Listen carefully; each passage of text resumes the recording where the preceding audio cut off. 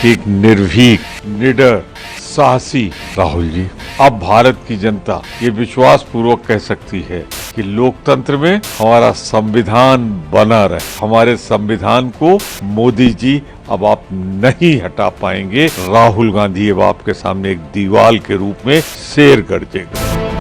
बहुत बहुत धन्यवाद राहुल जी आपको।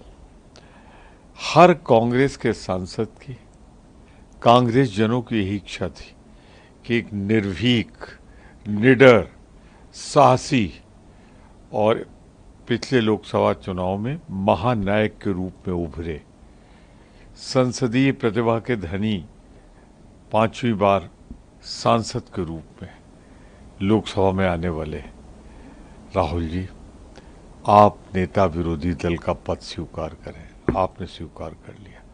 अब मैं इतना कह सकता हूं कि भारतीय जनता पार्टी की तानाशाही के खिलाफ, उनकी कदम कदम पर लोकतंत्र की मान्यताओं की हत्या करने के खिलाफ एक ऐसी आवाज गूंजेगी जो पूरा देश सुनेगा। नेता विरोधी दल के रूप में आपको ये अधिकार होगा, किसी भी समय आप इंटरवीन कर सकते हैं। स्पीकर लोकतांत्रिक परंपराओं के अनुसार आपको कभी भी बोलने का अवसर दे सकते हैं जब आप मुद्दा उठाएंगे। यही नहीं, औरों के मुकाबले आपको प्राथमिकता मिलेगी। ये अधिकार सिर्फ नेता विरोधी दल और नेता सदन को होता है। अब भारत की जनता ये विश्वास पूर्वक कह सकती है कि लोकतंत्र में हमारा संविधान बना रहेगा। हमारे संविधान को मोदी जी अब आप नहीं हटा पाएंगे। राहुल गांधी अब आपके सामने एक दीवार के रूप में शेर गरजेगा।